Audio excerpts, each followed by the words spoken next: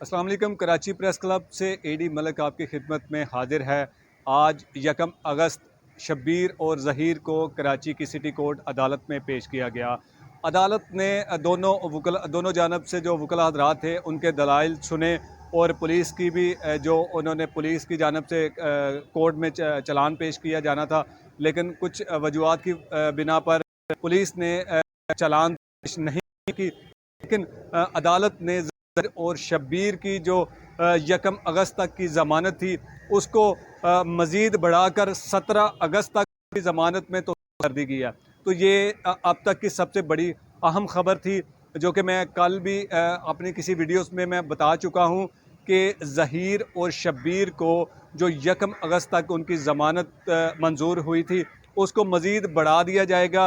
कुछ अहम ऐसे सवालात भी थे, कुछ अहम ऐसी वजूहात यहाँ कराची में पैदा हो चुकी हैं, जिस वजह से अदालत ने ये मुनासिब समझा कि इन दोनों की ज़मानत में मज़ीद तोसी कर देनी चाहिए। लेकिन इसमें एक बड़ी अहम बात वो ये भी है कि एक एप्लीकेशन जो कुछ रोज़ पहले दी गई थी MLO करवाने के लिए दुआ ज़हरा का, तो ये एक इंतहाई शर्मनाक की बात थी कि एक बाप अपनी बेटी का जिस बेटी ने निकाह पढ़ लिया हुआ है और उसको वो निकाह को वो चैलेंज करने के लिए और ये साबित करने के लिए कि क्या आया कि मेरी बेटी ने किसी के साथ जना किया है या वो इस तरह का कोई काम करती रही थी, तो ये इंतहाई शर्मनाक बात थी। और मैंने जब एक मुफ्ती साहब का मैंने इंटरव्यू किया था तो उन्होंने भी कहा था कि निकाह को कोई मजाक नहीं बनाएगा और ना हम बनाने देंगे। तो उस एप्लीकेशन को आज की दिन के लिए 1 अगस्त के लिए समाअत के लिए मुकर्रर किया गया था। तो फाइल पेश करने के लिए उनके वकला साहब गए तो जज साहब ने किसी की कोई बात नहीं सुनी और उन्होंने फौरी तौर पर उस दरख्वास्त को मुस्तरद करते हुए उसको फ़ारिग कर दिया। तो ये अब यहाँ तक ये साबित होता है कि इन लोगों के पास कोई ऐसा कोई पॉइंट नहीं है जिससे ये साबित कर सकें, जो साबित करवाना चाहते हैं कि हम ज़हीर को किसी न किसी तरीके से जेल में भिजा दें। लेकिन मैं आपको ये बता दूं कि इस निकाह को ख़त्म कराने के पीछे जो बड़ी लॉबी सरगर्म है उसका मैंने कल अपने लाइव सेशन में भी जिक्र किया था कि वो लॉबी कौन सी लॉबी है और वो किन लोगों को खुश करवाना चाहती है। लेकिन यहाँ हमारे उलमाए कराम और हमारी हर वीडियोज़ को देखते हैं।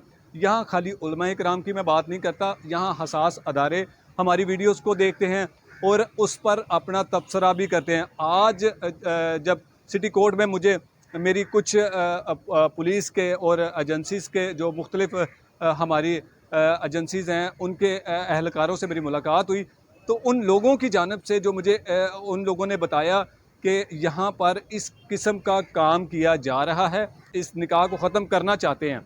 लेकिन उनको मैं ये बता दूँ कि इस निकाह को आप ख़त्म बिल्कुल नहीं कर सकते।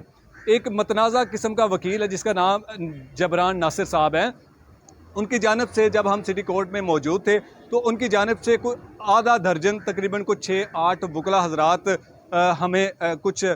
हमें काम से रोकने के लिए उन्होंने भिजवाए और उन्होंने हमें ये कहा कि ये कराची है, ये लाहौर नहीं है। किसी को कोई समझ नहीं आती कि कौन कब कैसे गायब हो गया। लेकिन खैर हमारा काम है, हमें अगर कोई काम करने से रोकेगा तो हम उस पर भी बात करेंगे। लेकिन जबरान नासिर साहब की जानिब से इस तरह की हरकत और इस तरह का अमल जो है उसको करना मैं समझता हूँ कि ये इंतहाई नामुनासिब है। लेकिन जबरान नासिर साहब एक मतनाज़ा वकील करार दिए जा चुके हैं। कराची प्रेस क्लब में उनका दाखिला सख्ती से बंद कर दिया गया है। अगर ये शख्स अपनी मर्ज़ी की रिपोर्टिंग चाहता है तो बिल्कुल ऐसा नामुमकिन है। कोई भी सहाफ़ी किसी की मर्ज़ी की रिपोर्टिंग नहीं करेगा। तो अब मुझे जो लगता है कि जबरान नासिर साहब को अपनी हार नज़र आती दिखाई दे रही है और इस केस में तो क्योंकि है कुछ नहीं। लेकिन मैं यहाँ आपको ये बताऊँ कि जिस रोज़ यानी कि 6 जून को जब सिंध हाई कोर्ट ने दुआ ज़हरा को उसके शोहर के साथ जाने की इजाज़त दी थी, तो उसके बाद जो हमारी छोटी अदालतें हैं उनका ये जवाज़ नहीं बनता किसी भी कानून के मुताबिक कि उस बच्ची को इस तरह से जो अपने शोहर से अलग कर दिया जाए। वो बच्ची को कुछ रोज़ पहले जब अदालत में पेश किया गया तो वो अदालत में कहती रही कि मेरा बयान लें, मुझे मेरे साथ इस तरह जुल्म ना करें। लेकिन अदालत ने, जो जज साहब हमारे मौजूद थे अदालत में, उन्होंने उसका बयान लेने से इनकार कर दिया। तो यहाँ ये साबित हो रहा है कि उस लड़की को प्रेशराइज़ किया जा रहा है, उसका ब्रेन वॉश किया जा रहा है कि ये अपने बयान से मुकर जाए, ये हमारी मर्ज़ी का बयान दे। तो मुझे नहीं लगता कि दुआ ज़हरा इनकी मर्ज़ी का बयान देगी, क्योंकि वो बालिगा है, वो आकिल है, वो शऊर रखती है, वो समझदार है। उसने आज तक जितनी बातें की हैं, उसने किसी के दबाव में आकर नहीं की। उसने हर बात अपने दिमाग से, अपनी ज़ुबान से की है, किसी ने उसको पढ़ाया नहीं। लेकिन जबरान नासिर साहब को जो इस तरह का ये अमल कर रहे हैं, इनको चाहिए कि आप एक बड़े अच्छे वकील हैं, और अच्छे तो खैर मैं नहीं कहूँगा, आप एक अच्छे समाजी कारकुन हैं, आप एक अच्छे सियासतदान हैं। लेकिन वकालत, मैं कहता हूँ कि अगर आप इस तरह की हरकतें करेंगे, निकाह को तोड़ने की कोशिश करेंगे, तो मैं आपको ये बता दूँ कि मैंने जो कुछ मुफ्ती उलमा इकराम के इंटरव्यूज़ किए हैं, वो आपके बारे में, वो आपके लिए इस ज़मीन को तंग कर देंगे। क्योंकि अगर आपने निकाह को मतनाज़ा करार देने की कोशिश की तो आपके लिए ये बहुत बुरा साबित होगा। इसी के साथ मुझे दीजिए इजाज़त।